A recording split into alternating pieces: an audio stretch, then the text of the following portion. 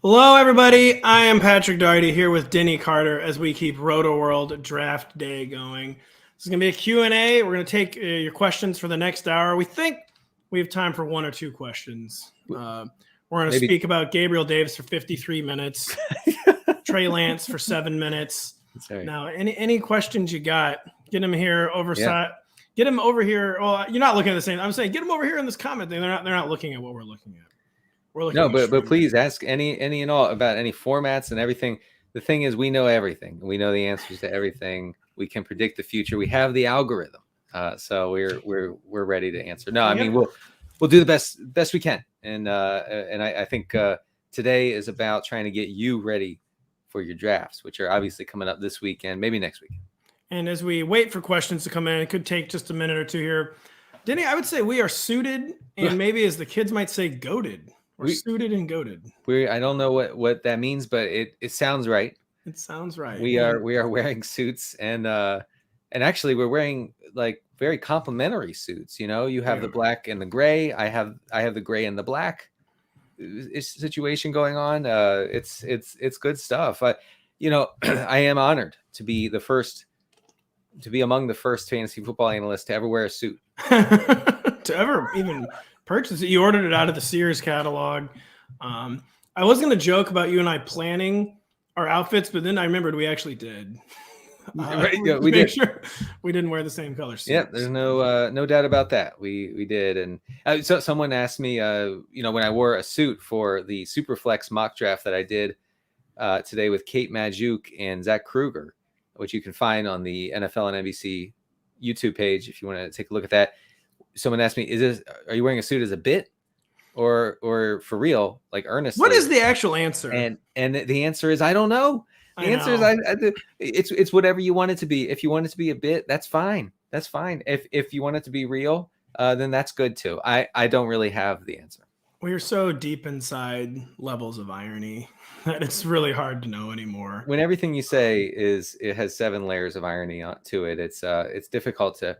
Right. It's difficult to interpret it even in your own mind. Even in your own mind. That's pretty emblematic of the modern era. I feel like, am I being ironic? Am I being sincere? Do I even remember what earnestness is? Yeah. I don't. No. I don't.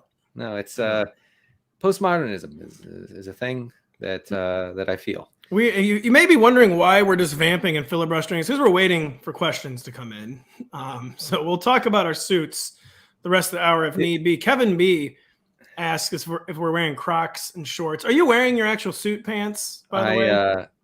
I'm not. I'm wearing jeans. I'm wearing shorts. I should be wearing shorts because my God, it's so hot. Yeah, if you watch the replay of the Superflex draft, you can see me wiping sweat from my face. I'm already. I'm gonna have to ISO cam you and get a towel. Oh man, I actually was like, I should have a towel in here to just towel my face off every time. Yeah, Kevin, good question. I am wearing proper tennis shoes. I don't know if that makes a difference. I'm wearing proper tennis shoes as well. Okay, we're waiting for questions. We do have a first actual question here, and it's not about players. It's more about ethics. And see, we're wearing Wall Street suits. We don't know anything about ethics. Am I right? Does our league manager left the league mid-draft? Wow, tough scene, Jason. What? Real tough scene. He had his reasons. Interesting. But should he get his league feedback? I would say yes, because if you're all friends, you don't need drama over $50. Because as we saw with Tommy Pham and Mike Trout, I mean, this could lead to true estrangement. I would say give him his feedback. What do you say, Denny? It depends on how much it is. I'm a conflict avoider, though. No, me too. No, I would definitely give it back. But I mean, if you're not willing to shy away from that conflict, then yeah, just keep it. I don't know. What do you gain by keeping it? Unless you're really poor, but I doubt that if you're commissioning a fantasy football league. So just don't take his money. Just give it back. I'm worried about why this person had to leave in mid draft. It sounds. Well, he says he had his reasons. This is right. He had his reason, and this is more concerning than Tom Brady leaving the team in the middle of training camp. Yeah, I know. You keep trying to make that a thing. It's not a thing.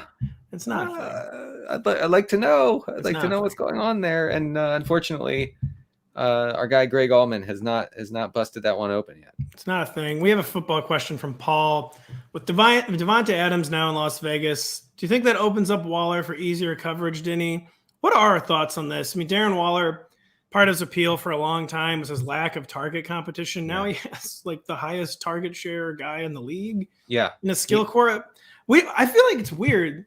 I just think from any angle, we haven't talked about Darren Waller much this summer. And just, what are your Darren Waller 2022 thoughts? I think he's fallen to a part of the draft where he's palatable. He's in like the George Kittle range. In most drafts, unless I have Trey Lance, I will, because I would like to stack George Kittle with Trey Lance if I get a chance. I think, I usually would side with Darren Waller. Adams is a target hog, but Waller is also a massive target magnet. Like the past 2 years has one of the, if not the highest targets per route run rate among tight ends. Not super efficient, but getting open is a skill, and he does that. And he's also a huge mismatch for smaller cornerbacks or safeties. And also, he's faster than the linebacker. So I could buy into the idea that defenses focusing all their attention on Davante Adams is a good thing for Darren Waller. Now, his health is another thing. Like, there hasn't been much to talk about because he hasn't been practicing. Yeah, it's just Darren Waller, by the way, he's kind of like not been practicing a lot the past few years. Yeah, that's another thing. But we'll see. I don't know. Yeah, I think I don't really have anything to add to your spiel. It's so many variables. Last year, you in PPR format start one tight end. If you really wanted Darren Waller, you were taking him in the second round. And now I think he's available in the 5th or 6th round, maybe sometimes later, depending on the league and the settings. So you are getting a massive discount from what you had last year. Denny, do you want to know the real reason I didn't have anything to add to your Waller spiel? It's because I'm wearing a suit. It's because I wasn't paying attention. I was figuring out logistics for some stuff with our chat, and I just didn't hear anything you said about Darren Waller, but I'm sure I was right. How's that different from any other answer? So the Lariat, great username, asked, by the way, Denny, do you need to ask me some questions? How should we even do this? Yes. Let's alternate. I'm going to go with this one. Pat, is James Robinson going to be the RB1 in Jacksonville, and is Travis Etienne now just a third down back? I think I know the answer, but you go ahead. Well, yeah, this is a really weird one because Urban Meyer made like no secret he was bringing Travis Etienne in to be his third down back, despite the fact that he was one of the most prolific and like dangerous and like touchdown scoring early down backs in recent NCAA history. Like Urban Meyer was like, after he was down real bad, after not getting Kadarius Toney, was like, we're bringing in Travis Etienne and making him like a full-time pass catcher, where kind of the buzz out of Jags camp this summer has been the exact opposite, where John Shipley came on our podcast, excellent Jags beat writer, and said he thought James Robinson would be the third down back and Travis Etienne would be the early down back. This was several weeks ago. There's been a few changes. James Robinson's been taking reps for the first team offense, which isn't that surprising because they both get reps for the first team offense. But I'm inclined to believe John, and he said the reasoning was that they love James Robinson as like a pass protector. Maybe if all of his explosion isn't back necessarily yet, like it kind of give him like the dirty work jobs. And I am inclined to believe it's going to be the inverse of what Urban Meyer had planned for Travis Etienne, and that Travis Etienne will be the early down back, James Robinson will be the third down back. And I still we maybe got out of our skis with the Etienne hype like early in the offseason, but he's still, to me, the Jags back to roster, is he not, Denny? Yeah, I have to think so. I mean, the zero RB drafter in me, it doesn't mind James Robinson. His recovery from an Achilles, a late season Achilles, is really something. Like I don't understand how these guys like Cam Akers last year and now Robinson have just recovered in like 6 months, 7 months. It is amazing. But I think James Robinson's reliability and like the fact that coaches love him, except for Urban Meyer, which I think actually speaks volumes. It actually like legit, like not as that was an earnest comment. It does speak volumes. Yeah. I'm sure of that. It was earnest, and that could be a problem, I think, for Etienne's snap share. Now Etienne does kind of look like he's like operating at a different speed than everybody else, especially in that preseason game against Cleveland. I was kind of shocked, and I grind game film, but I was kind of shocked. I literally saw you grinding film on a Microsoft Surface tablet. I was at the Hall of Fame Tom Benson Stadium in Canton, Ohio. And then because it was my interception, I threw it across the field. And, we have been charged for that, by the way. Yeah, take it out of my paycheck. We've already garnished 100% of your wages, so not sure how that's really going to do for us. It's the first time hearing of it. I have some Q&As after we're done with this, but yeah. So Etienne is probably the upside pick, but James Robinson could be an issue. We have a question from Dominate Hamilton. Nate, I think your username's at FFDominate, correct, on Twitter. With the emergence of George Pickens, that dog in him, Denny, who you apparently lost in a draft this morning. You telegraphed your pick by saying you were picking the guy with all that dog in him. Yeah. Is Chase Claypool the most volatile fantasy wide receiver in Pittsburgh, given his ADP? I mean, are we even drafting Chase Claypool anymore? Volatile is a nice word. I think Nate has laid out the most generous case for Chase Claypool. It's over. Like it's over for Claypool. Sorry. Like George Pickens is. He did literally announce the selection of George Pickens at the draft. That's rough. I mean, we all said it was rough when he had to announce the pick of Pickens, but now that it looks like Pickens is like an incredible potential like rookie of the year type prospect, he has on PointsBet. He's leading in rookie of the year odds. So I think that volatile is maybe not the right word. I think just done. I have no interest to Chase Claypool at any ADP. In normal times, Chase Claypool would be volatile because he is a down the field threat. We know he's a bit of a rushing threat, but this isn't an offense that can support like 3 receivers right now, or even like 2 receivers, really. I mean, who even is the third Steelers wide receiver? I forget. Like, it's really bad. Yeah. I guess it's Chase. I'm thinking who is the fourth. Well, yeah, I mean, I was going to say it's Claypool. It's Claypool. Yeah. I mean, I forgot about the existence of Deontay Johnson. I have to say, maybe I'm going a little overboard. I'm excitable, but I think that Pickens' emergence might not be like the best news ever for Deontay Johnson, who we thought was just going to fall into 150. No, yeah, that's my thing, because it's either Trubisky or Pickett offense. We know in reality it's a Najee Harris offense. It's going to be a conservative offense. They're not getting good quarterback play out of anyone in camp. And they're not going to be bad enough where they're like the Jets last year and just have to throw a million times anyway. It's going to be a hyper-conservative, very low passing volume offense. Where even Pickens, even if he's like dominating in real life, it might not translate to wide receiver 3 value, I fear. Yeah. I think we'll see spiked weeks with Pickens when with Steelers 2 years ago. Yeah, right. When the Steelers are forced into pass-heavy game scripts or whatever. But no, I don't see Pickens as like an easy plug and play in like 12-team leagues where you're starting 3 or 4 receivers. I guess things could change if Deontay Johnson misses time or something. But I agree. This offense is ugly. I don't have much interest in it. It's not one to. By the way, this is Nate's at Dominate FF. There you go on Twitter. Yeah, I might have you ask the next one. I'm just gonna do some little housekeeping real quick. If Josh Allen wins MVP, Pat, will you grow back your Hopper mustache? That would be a good reason. That would be a really, really good reason. In case you didn't know, I used to be a bit of a Josh Allen hater. So I'd have to grow the mustache, but probably not Diego, but I will grow it back at some point. Well, listen, Pat, we all have generational swings and misses. It's true. It's true. Olio asked if we can stand up. Absolutely not. Under no circumstances. We will not be doing that. Under no circumstance. All right, Denny, let's see. Let me give you one to give one. Me. Let me find a really easy one. Here, Denny, just ask me this one real quick. Yes. 2 of my favorite people. Okay. Ask me this one. Ask me this one from Joseph. Yes. Here's a keeper question, and keeper questions are good. Keep those coming. Not non-PPR. So we're talking about cave person league. They actually hold their draft by writing on stone walls. DeAndre Swift for $50 or Mark Andrews for $30. We have no context for this. We have no context except for it's non-PPR. I'm assuming it's a $200 budget. And at the risk of galaxy braining, I'm all over DeAndre Swift in normal fantasy, aka PPR. In a non-PPR league, can DeAndre Swift, his pass catcher first, really take up 25% of your budget? I would say no.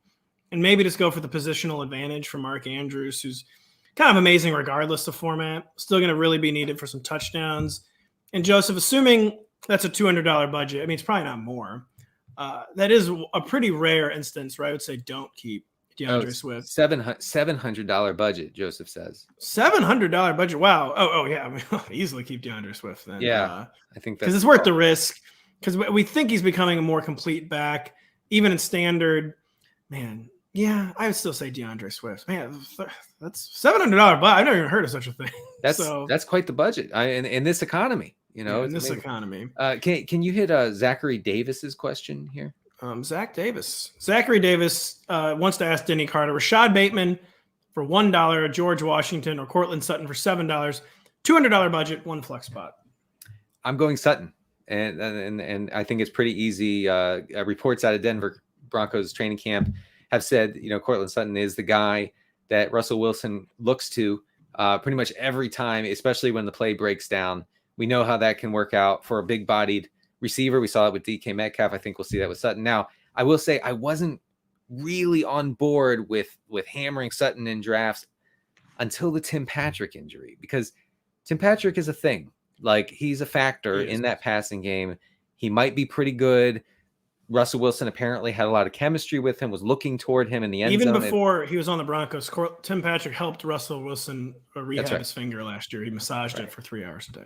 They went to elementary school, and you don't hear about this in the mainstream media, but I'm telling you this. No, I'm kidding. So losing Tim Patrick for the season obviously is big for Jerry Jeudy, who I had no interest in. Now I have some a little, but I think it's also a significant factor for Cortland Sutton and his target share and his air yard share in the Broncos offense that I think, could be pass heavy. They're going to base the offense around Russell Wilson. That's what they've said.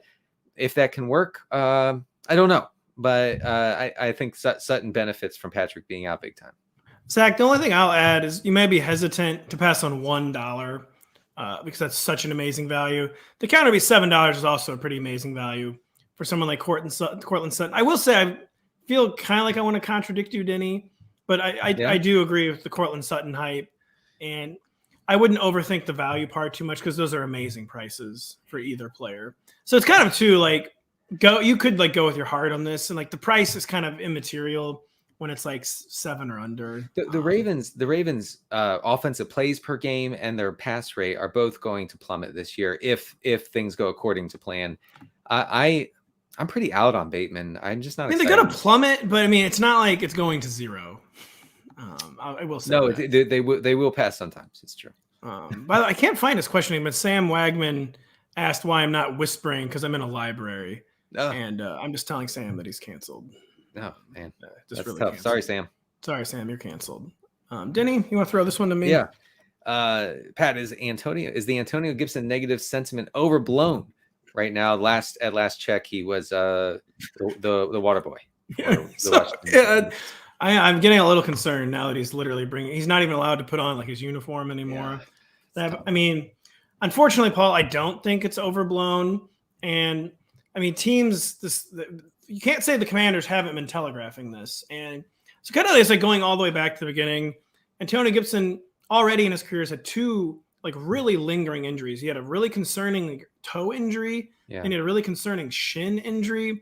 He's played through these, but already a guy that's his body is taking a huge beating and he wasn't efficient playing through those. The Commanders have quite obviously shown that they weren't happy with this play where they did everything short of standing outside J.D. McKissick's bedroom with a boombox to get J.D. McKissick to come back from the Bills. They use a day 2 pick on an early down guy that they severely overdrafted and are making no secret that they want to feature on early downs and maybe feature in the red zone. And we think Gibson's a talented player, but the returns just haven't been there. the Commanders' actions are just speaking volumes. And it's really, I mean, again, we get carried away with certain storylines every year, but what's like the positive case to make for Antonio Gibson? That's really the thing. Like, what's the positive case? Because it's real money they gave J.D. McKissick. It's real draft capital they invested in Brian Robinson. And I just don't think they're really alibis for that. And I do think the negative sentiment is unfortunately justified for Antonio Gibson. Yeah, I mean, I felt in our recent Fantasy Writers Apex draft, I felt pretty good about getting Antonio Gibson in the middle of the 8th round. I no longer feel good about that. And I think that says a lot about where he is in that offense, in that backfield pecking order. I guess if I had to do it over again, I would probably still take him in like the 10th. But man, like even there, you're like, like what's the upside is he gets all the empty calorie touches between the 20s. That sort of feels like what's happening for Antonio Gibson. And I hate to say this because I really have been high on him as a player. He may be a failed experiment. Well, I think he kind of was from the jump, because what he was from the jump was supposed to be a running back, a pass catcher who happened to play running back, except for the Commanders never trusted him to be a pass catcher. So like the initial like thesis of Antonio Gibson in the NFL was like never correct. And then there was like never like a second act. It wasn't. From Alberto Lopez Montero, Denny, we already talked about Pickens for a while, but just lay it out. What would a wide receiver 3 season look like for George Pickens, you think? Can he have enough spiked weeks to be a wide receiver 3? I think it really would depend on lots of touchdowns. And as we know, touchdowns are really hard to project, really hard to predict. He does have sufficient dog in him to get into the end zone, I believe. But I don't think he can get there on just like pure like receptions and yardage. He's good. Like he probably would have been like a top 3 pick if he hadn't had the injuries in college. So the Steelers are great at drafting receivers. They've done it again. Saying that, you're going to have to rely on an unreasonable number of touchdowns for Pickens to be a wide receiver 3, like plug and play in 12-team leagues. I think that's fair. Denny, throw this one to me. Dynasty question, a long one. Do you find more success with dynasty team construction building a monster team with staying power, or mortgaging some future picks to go all in and being prepared to rebuild the following season? Now, I'm not a big dynasty guy myself, but I do know this. If a player is good, you get rid of them. Yeah, that's right? True. Very, very, very good. You followed that a little too closely, I think, and was why you quit the ROTOWORLD Dynasty League, Denny. Yes. And so I'll just answer this based on my anecdotal experience in the ROTOWORLD Dynasty League with some of the heaviest hitters in the industry: Evan Silva, Mike Clay, Sigmund Bloom, Pat Corain, like really, really, really smart guys. And I'll just say it seems like every year the person who wins is someone who goes all in on that year. And you can, like, I always try the sustain approach, and it's a 14-team league, and almost without fail, I get 6th and get the final playoff spot, or I get 7th or 8th and just miss the playoffs. And almost every year, the guys who win are the people who are kind of like selling out for that year. And yeah, I would say Mike Clay is an exception to this, because Mike Clay sends out 100 trade offers to every other manager all season and eventually gets someone to say yes, and just has like the most loaded team imaginable. So Mike never has to really rebuild. He only reloads. But in general, I do think you build towards a window. When you think it's your year, you go all in. And that's really kind of the way to win in Dynasty. I try to, like, my middle of the road approach just doesn't work. I have the misfortune of playing with Mike Clay in a couple leagues, and he's good. He's very good. In fact, he's so good that even when I question a pick, I'm like, you know what? Like, what? Why am I doing this again? He actually is too good at fantasy. It's obviously a great pick if he made it. I think Mike Clay amongst the experts is probably the best fantasy player I've ever seen. Yeah. I think so. I'll say Sam said he wanted to avoid being canceled well, you failed. Yeah. Failed, Sam. Sorry, Sam. Hope you're happy. Can I spell Isaiah Pacheco's first name? It's actually no, can't. It's IZ something. Denny, I've got a perfect question for you. Oh my gosh, this is like way too perfect for you. Thoughts on Keyshawn Vaughn? I think if he gets carries, it'll be a big time sleeper. I think this is perfect for Denny, of course, is that Keyshawn Vaughn is not a good player. He has no role on this team. but Denny might construct a way that he does. Denny, any thoughts on Keyshawn Vaughn? Galaxy braining bad running backs is my bread and butter. Okay, I've been doing this since the second Clinton administration. Sorry to get political, but Keyshawn Vaughn, he could be. You never know. I think the most positive thing for Keyshawn Vaughn is that Bruce Arians is no longer on the sidelines because no coach has ever hated a player as much as Bruce Arians hated Keyshawn Vaughn. Or maybe Mike Zimmer and Kirk Cousins. Maybe, but at least Cousins like contributed. True. I guess maybe, but yeah, I mean, Arians wanted nothing to do with Keyshawn Vaughn. I'm sorry, Mike Zimmer and Kellen Mond actually. Yeah, that's a good point. Take that crown. Basically, anyone that could maybe generate offense. I think Mike Zimmer and any good player would probably be. But we're back to bad players. Keyshawn Vaughn. I'm sorry, Keyshawn Vaughn. I still want Rashaad White. Where he's going in drafts, I think is perfectly reasonable. Is he going in drafts? Does Keyshawn Vaughn have an ADP? Oh, no, I said Rashaad White. Okay, I said what? Yeah. Okay, sorry. No. Vaughn's not going. But I guess Vaughn could fall into some touches if Fournette gets hurt. But I'm not like, as a zero RB guy, I'm not like chomping at the bit to get Vaughn. I'm sorry. I wish I could be more excited.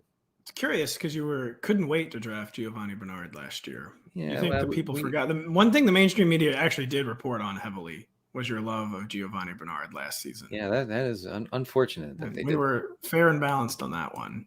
Kyle Dvorchak just begging to get fired. Just tuning in. Interesting direction for the reboot of White Collar. I agree. Well, Denny and I committed some bank fraud before this. So just about 15 minutes ago. Yeah. Wow, put on some sunglasses. I'm trying to find one now for me. I mean, DJ Pigskin. Yeah. I don't think you can let Antonio go. I'm just making it quick. I really don't think you can let him fall in the 10th round. Because by the 10th round, you're choosing between a lot of receivers who are like kind of all the same. I think you still take a flyer on Antonio Gibson in like the 8th or 9th round. Because can you go to this Cam Newton comment? Where, I don't know where you pull it up. But don't you know how to do it? Oh, here we go. I did it. Cam Newton would be a better fit. I just had to get it than Geno and Locke. No, I don't agree with that. If Cam Newton lands a job this year, I think fantasy managers need to like flee from that offense. Cam could maybe be a better fit if they would fully commit to like the run first, because the problem is Cam's arm. Just the shoulder issues just destroyed. It's completely shot. Even like the most ardent Cam Newton apologists in his late career saw what we all saw last year in Carolina and said, "Okay, all right, like Uncle, I give up." There were times when DJ Moore was streaking in the open field and his throw was not within 15 yards. Like I will say this though, maybe to Man's point, Cam Newton still has a certifiable skill with his rushing ability. Yeah. I don't know if Drew Lock or Geno Smith, either one of them have a certifiable NFL skill. I really don't. So Cam does still have a certifiable NFL skill. I just think, the arm is probably too cooked. I have one to ask you, Pat. You ready? Are we keeping Russell Wilson for $1 or Jalen Hurts for $9? The upside is with Hurts, but if you can I don't think the difference between the two of them is enough for me for enough of an $8 difference in a $200 auction budget.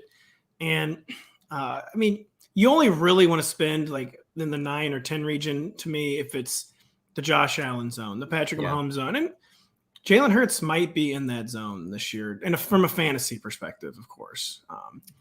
But I just don't think the difference between those two is enough to justify an $8 spread. I'll say that. So that is a situation where I would probably let someone else splurge on Hurts, and I would just keep Russell Wilson for $1. I don't think $100, $200 budget is pretty standard. So I'm sorry to complicate things, Greg, but I would go Hurts.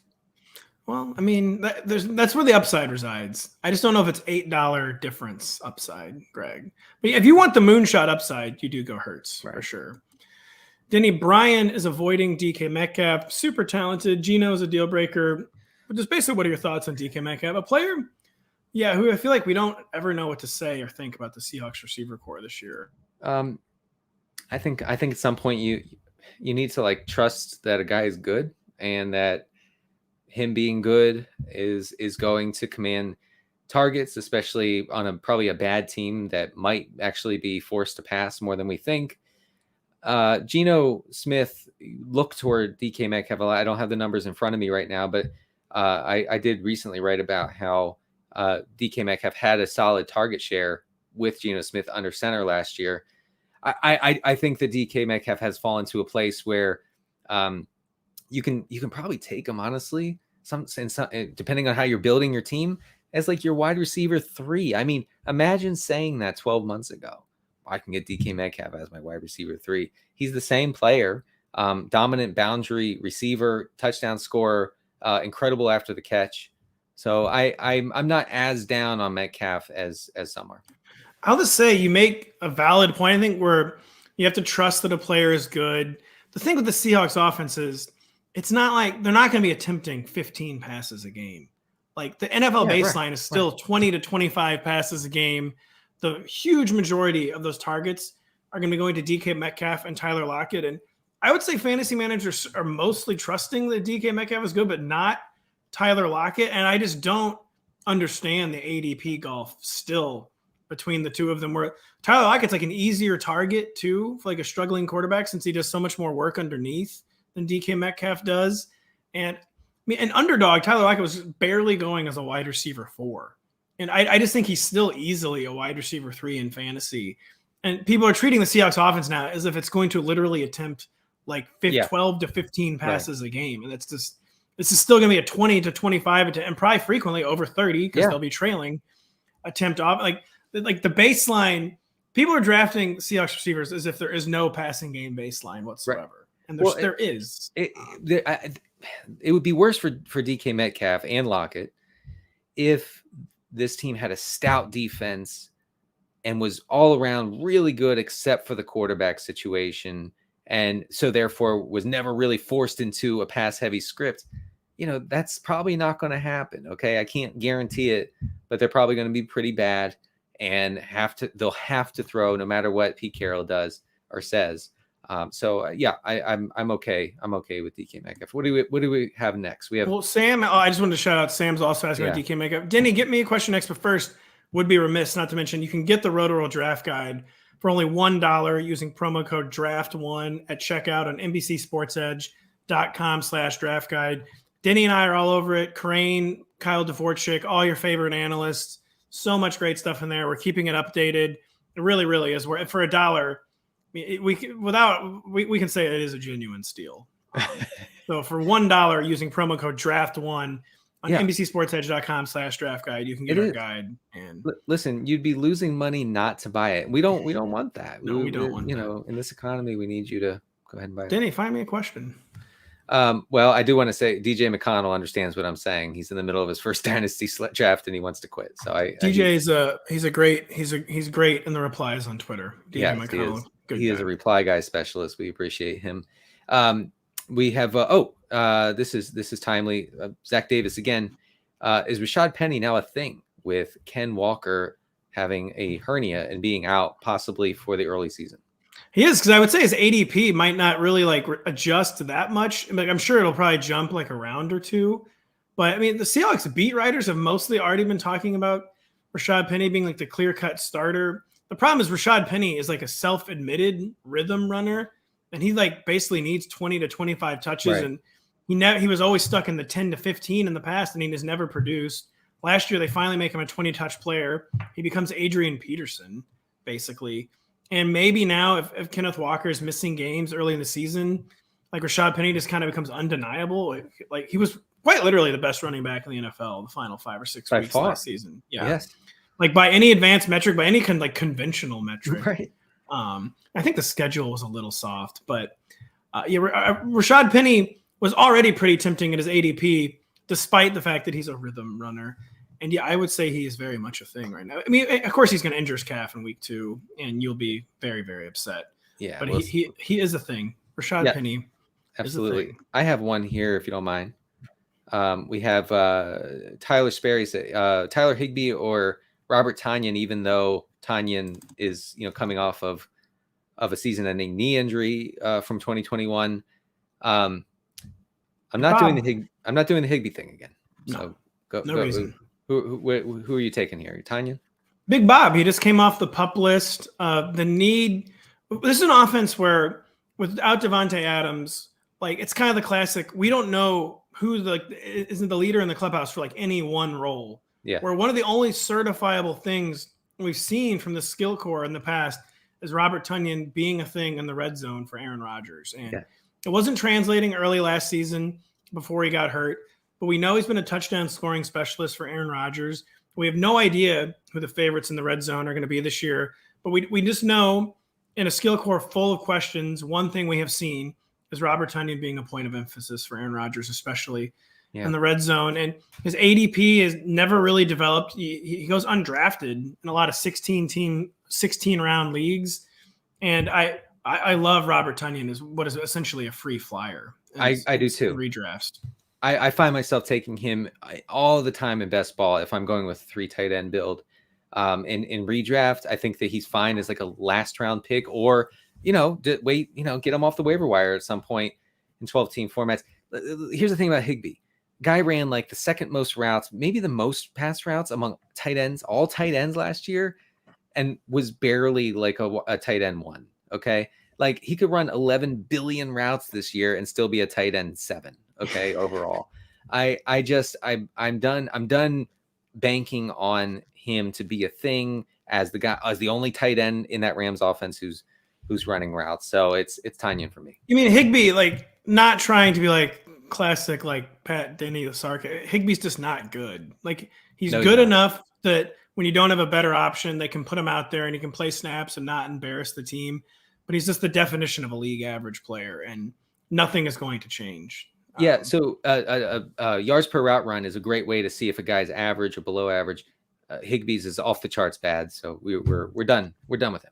We're done. By the way, Kyle Dvorchak promising to go into hiding if Albert O does not produce low-end tight end 1 numbers. He's got Crane is going to go hiding if Greg Dulcich isn't a thing. So we might have to have Denny, you did the fight pod with Pat Crane and John Daigle. Maybe we need to do the hide pod with Kyle Dvorchak and Pat Crane. One of them goes into witness protection, depending on what happens with the Broncos tight ends. We'll have NBC cameras follow them as they go into witness protection. Yes, exactly. We will do a really poor job of hiding their identities, and then very easily give away context because, there's a cactus. So they're probably in the Southwest, and then we can probably geolocate something pretty easily. Here we go. Let me find one, Denny. Yeah, I mean, Alberto's fine. I mean, low-end tight end numbers. He's fine. The thing with Alberto is I every time someone goes to Mizzou, I'm like, here's the scoop. Guys, I've seen this guy play in college. It means a lot to this current. Like, Alberto, he was a fan favorite, so productive at Mizzou, but his main Mizzou problem has translated to the pros where he cannot stay healthy. He just cannot stay healthy. And I think the Broncos kind of like hinted at that fate when they used a day 2 pick on a tight end, where they don't trust Alberto to stay healthy and be like a true starter. So that's kind of just like my gut feel on Alberto, is that they never trust him to stay healthy enough to really like be that guy. Man, Zach Davis with another great value comment here. A question, liking Christian Kirk's opportunity in Jacksonville. Is he a value at as a wide receiver 3? I say yes. In fact, you can probably get him as your wide receiver 4 in most formats. I really like if you're expecting Trevor Lawrence to take this next step, which by all indications it's happening, then you got to believe Christian Kirk will be a big part of that. That's the thing about Christian Kirk this year as a wide receiver 3, a wide receiver 4. Last year, one of the big storylines in the NFL was finally kind of like the revenge of the defenses. 2 high safeties for the first time in a long time, finally kind of like putting a halt to like each year it was like the passing revolution grew, like went up a peg. Last year was the first year for a while where it was like stopped in its tracks, actually kind of regressed. And we're seeing like a bit of like the yin and the yang going a little bit back towards the run. And one of the effects of that is receiver for the first time in forever doesn't look as deep to me this year. There are years where like the top 40 guys are like, man, these guys between wide receiver 20 and 40, like they're all wide receiver 2s basically. Like I barely even know how to sort through them. That is like not the case this year, where just that whole like wide receiver 30 to 40 range is guys with questions like Elijah Moore, Adam Thielen, Amari Cooper, Brandon Ayuk, Alan Lazard, DeAndre Hopkins. For some reason, I'm going up underdog ADP, so this would be different than redraft ADP. Devontae Smith, Kadarius Toney, then Christian Kirk. These are all guys with humongous question marks. Christian Kirk, I mean, he's getting affected in fantasy because of his real life salary. Like the contract is indefensible. The contract on its face is just indefensible. That is true, but like don't let that like obscure what the role is, which is the clear cut wide receiver 1 for an offense that should be much, much, much, much better this season. You got to separate your real football takes from your fantasy takes. And it's hard. I get it. Sometimes it's hard if you're, oh no, that's a terrible contract, I'm not drafting that guy. Well, thankfully you don't have to pay the contract. You're not the owner of the Jaguars, you know? So you just take them in the middle rounds. By the way, training camp reports about Christian Kirk have been glowing. Really, really very good. And Denny's probably read, you're doing a lot of blurb morning stress. You've probably read more training camp reports than anyone on the staff, I would say. I grind them pretty hard. You do. And if Christian Kirk is popping you in the reports, that's a really good sign. Denny, Ramondre Stevenson thoughts, when is appropriate to draft him? Buying the hype? ? I'm buying. I'm eating the hype. Oh, yeah. I'm drinking it. Spooning it in. I'm bathing in it. Ladling it in. Yes. I'm taking him in the first round every time. No, it's taking a cold shower in it outdoors. I probably should take a cold shower to stop drafting him so early, but I missed out on him in our Superflex draft this morning on the NFL and NBC YouTube channel. I missed out on him by exactly 2 picks, and I was so rattled that I could barely make a selection after that. I'm not messing around anymore. From here on out, I'm getting Ramondre Stevenson no matter what. And if I have to reach by 6 or 8 picks or whatever, I'm doing that, because we got the endorsement from Bill Belichick. The thing that I did not anticipate, honestly, this offseason, this summer, Bill Belichick coming out and telling reporters, Ramondre Stevenson has not only improved as a pass catcher, which is important, but as a pass protector.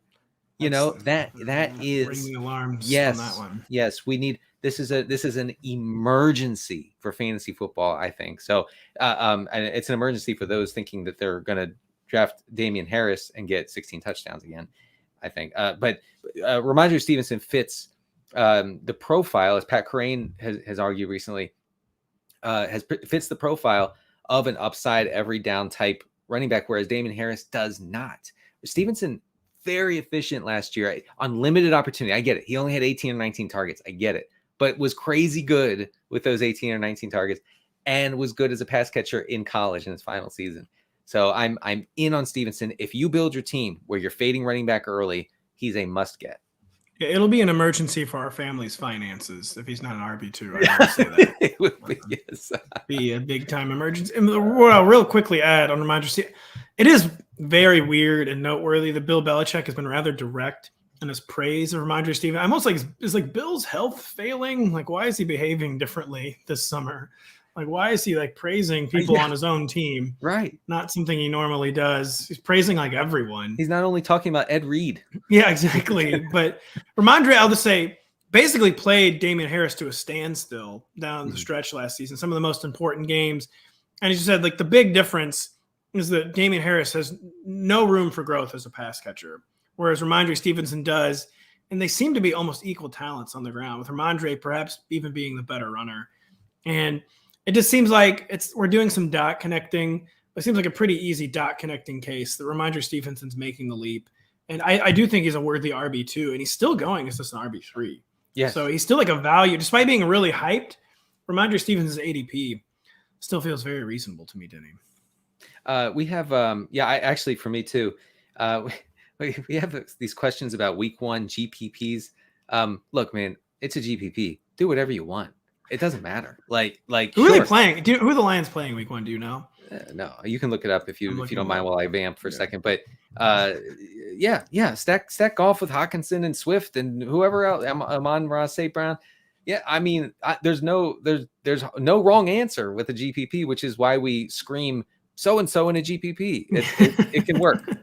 They're playing the Colts. And they're playing in Indianapolis. It seems reasonably contrarian to me. They'll probably have to pass a lot in that game. Sure, So, yeah, sure. We have one here from Michael. I gotta go. Yeah. So I want to ask, as the leader, DMont Nation. I should say the unelected leader of DMont Nation. Where are you on Montgomery? We sent a fake slate of electors and are the leaders of DMont Nation, and I mean, doesn't seem good. No, neither one. This brain trust, new brain trust for the Bears, new front office, new coaching staff. They didn't draft either David Montgomery or Khalil Herbert, but they seem to be kind of like casting at least their hype lot with Khalil Herbert. It's the classic contract year for David Montgomery. I will say, I mean, this is going to have to be a run-heavy offense. There's just no ifs, ands, or buts about that. It's the contract year for David Montgomery. It seems like pretty clear they're not going to re-sign him. A lot of times in that situation, especially if you're a rebuilding team, just like you give them like cannon fodder touches, they just give David Montgomery all the work they can handle. But there's also, if it's a rebuilding year, they might obviously want to see what they have in Khalil Herbert. And I don't feel good. There's a lot of years. I think even last year, David Montgomery ended up as a fine, like undervalued RB2. But that's kind of like always what David Montgomery profiles as. And this year, it seems like that luck has kind of like run out for David Montgomery. And there's just not a lot of upside for him at ADP. And the floor, I think, is probably still fine. Yeah. But David Montgomery is like, it's the kind of thing where you, like the clock is ticking down. You don't like any of the receivers. You're like, God, whatever. I'm just taking David. he is a God whatever pick. Yeah. Sorry to get religious, but it is true. For me, I think that there's a valid question as to whether David Montgomery is the best running back that the Bears have, because Khalil Herbert is actually good, not just a guy. I think Montgomery might be just a guy.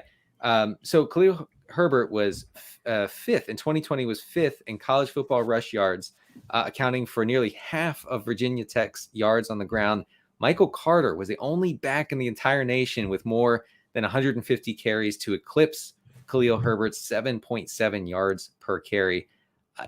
And last year, I gotta be honest, I don't think that stat means anything in relation to the 2022 Bears. You're fired. Well, no, but then last year when he got a shot, when Montgomery was out, I should have known there was a second part.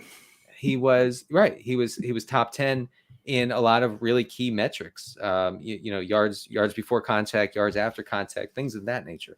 So I do think Herbert is really good. I think he'll force his way into some sort of timeshare, and then of course the contingent value is great with Herbert, as a possible 3-down back if Montgomery misses any time. I tried to gotcha, and then you ended up doing my favorite thing, where like I love when like a guy immediately lives up to his pre-draft profile as a rookie, and Khalil Herbert did that. I mean, like quietly good. Yeah, so I really, really failed at gotchaing. Denny, will Michael Thomas be a guy this year? He will be a guy. He's a dudes guy. Dudes being guys, guys being dudes. He's a dude. He's in the NFL. You can't deny that. You got to hand it to him for that. But I mean, apparently he's 2-year ankle injury. He's good to go now. And we're not going to get the Michael Thomas that we had when Drew Brees was just peppering him with short targets and he was just a PPR, deity for a couple of seasons. That's not coming back. I also think the fact, I know, Pat, I know you might not agree with this, but Jarvis Landry's presence makes me a little nervous about Michael Thomas. Jarvis Landry, all this guy does is command targets. That's all he does. And I don't see that really changing. So I don't know if Thomas is going to have that massive volume floor that we're used to. Yeah, and the Jarvis Landry dog levels severely outpace Michael Thomas's dog levels by miles. By miles. But King Reed, the guy who asked about Jared Goff, is very upset that I accidentally said who the Lions are playing in the preseason instead of week 1 where they're playing the Eagles. And he's called me the B word. He's saying I don't know who plays in what team. I got the schedule wrong, not the player. Yeah, he's King Reed is upset. The season's 3 weeks away, man. It'll be okay. Yeah. I do have a question for you real quick, Pat. Alan says, who would you rather have, Najee Harris or Joe Mixon? My answer is neither. Mine is Najee Harris, even though maybe we've already seen like his touch ceiling in like absolute terms, but zero backfield competition whatsoever again on the Steelers. As we outlined, the quarterback situation is so bad, and the defense is still good enough that I think game script, game flow is going to favor the run for the Steelers more often than not. Joe Mixon, I think we're going to see touchdown regression. We've seen that the Bengals just don't want to feature him on third downs. And I still think he's a good low-end running back one. And even if he regresses in the touchdown department, he still should score at least 8 to 10 rushing touchdowns. Just not like the 12 to 15 kind of guy he was last year. And I just think Najee Harris has a decided advantage as a pass catcher, of course. He does that on almost every running back in the NFL. Kind of at a standstill with Mixon on everything else. And I just think it'll be a more run-committed offense. I think I pretty clearly prefer Najee Harris to Joe Mixon this summer. Yeah, I guess I would too. I wrote about 4 splits that matter for fantasy football. It's on the site, NBCSportsEdge.com. One of them is that the Bengals pass rate, especially on first and second down or early downs, jumped in the last 6 to 7 weeks of the regular season and then into the postseason. It's not the best. It's not the best for Joe Mixon as a guy who's not going to be a feature 3-down back. I just really quick, our colleague here, Steven, asked me if I'm available for a 12-hour DFS marathon for the famed Sanderson Farms Championship in a couple weeks. I'm available, man. Just hit me up. What do we have next year? Chris Mixon does have a better, at least we think, Chris, it has a better line. The Bengals invested in their offensive line, whereas the Steelers' offensive line still a problem. But I just think still that the Najee's overall environment is going to be more conducive to fantasy points, because I just think the Steelers this year are going to be one of those 20-17 teams where every game is 20-17 in some fashion. And I just think like the touch advantage is going to be considerable for Najee Harris. Or maybe not. I mean, Joe Mixon, even though he seeds so many third downs, he is a pretty heavy touch guy. But I just think the overall environment is going to favor Najee Harris for fantasy points. Denny, you want to try to find a question? Yeah. Is there so we established that Ramondre Stevenson is a reach at running back.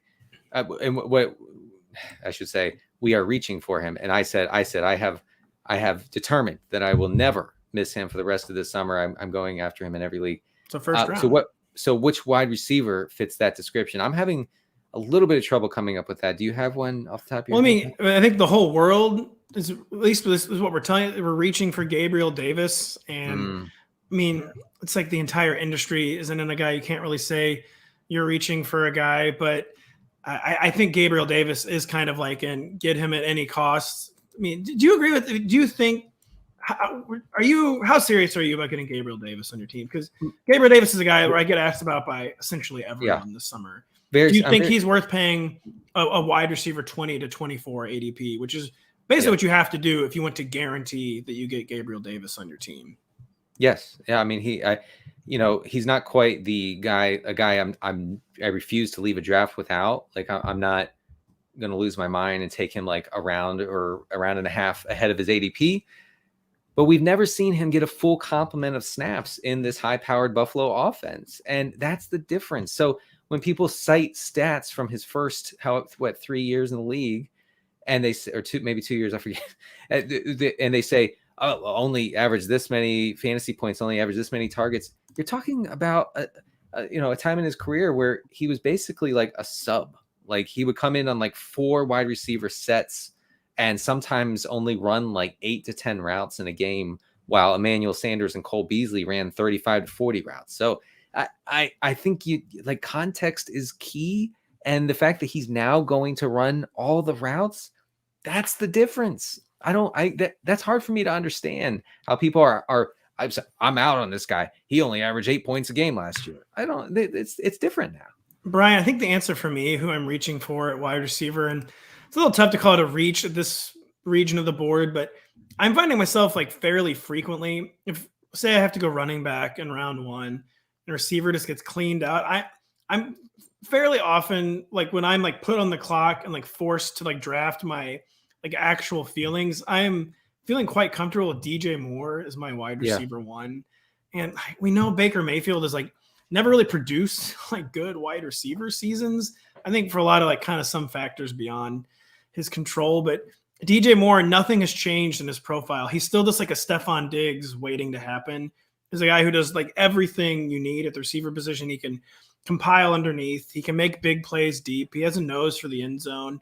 And I just think DJ Moore, I don't love like the bottom of the wide receiver 1 board this year. Like it's, guys like Mike Evans, guys like CeeDee Lamb, Tyreek Hill changing teams, Keenan Allen, where I would rather frankly bet on DJ Moore. If I'm forced to take my wide receiver 1 from kind of like that wide receiver 8 to 14 range, I do, by the letter of the ADP law, find myself reaching for DJ Moore. I have one here about Kendrick Bourne. The FF Bandits say pick up Kendrick Bourne late per the Debo-esque Patriots report you guys had on the pod. So we talked with Patriots insider Tom Curran, and Tom was explicit and said this offense is going to look a lot different than it did last year. We're talking about a more Shanahanian type system. I've always wanted to say that word. I'm glad I accomplished that goal. I say Shanny-esque. Shanny-esque. Instead of Shanahanian. No, I'm sticking with Shanahanian. So and Coran basically said, I'm out on Kendrick. No, not Kendrick. Don't draft that guy. I'm out on Jacoby Myers. I'm in on Kendrick Bourne. And according to the beats, that seems to be the issue. Like Kendrick Bourne is, first of all, high dog quotient. I was gonna say you can't have a Kendrick Bourne with uncontrollable levels of dog. Big time dog. If you can pair Bourne and Pickens on the same team, you win. You win the dog race. Easily. Okay. You go 17-0 is what you do. Right. And so I actually the 2 guys who I think can make robust RB work. Not the only 2 guys, but 2 guys who can. I think Kendrick Bourne and Wan'Dale Robinson. As a guy, I think who will be heavily, heavily involved in every aspect of the Giants offense. Those 2 guys seem like, guys who could emerge as plug and play starters to go along with your elite running backs that you got early.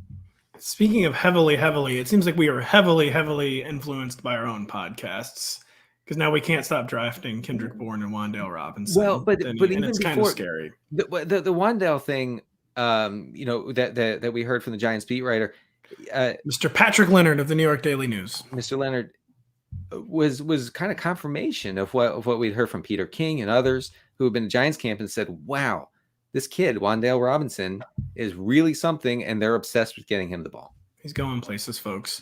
Denny, where, if anywhere, would you draft DeAndre Hopkins, who suspended 6 games, nearly half the fantasy regular season? He misses 7. He does miss half the fantasy regular season with the 6-game suspension and the Cardinals bye.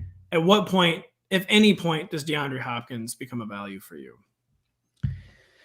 Maybe the 8th round of PPR leagues. Now, I do think that his performance last year, where his yards per route run concerning and targets per route run, they both dropped to a very concerning level, like way below what we're used to seeing from DeAndre Hopkins, both in Houston and then in Arizona. I think his role will have to shift a little bit if he's going to be a value, if he's going to be a good pick for fantasy. And what I mean by that is Cliff Kingsbury, not anyone's idea of like a genius, an offensive genius. Sorry, Cliff, if you're listening. Instead of playing him exclusively on the outside, maybe getting in the slot a little bit, moved Hopkins around a little bit, because I don't think that he's the same dominant outside guy that he was earlier in his career.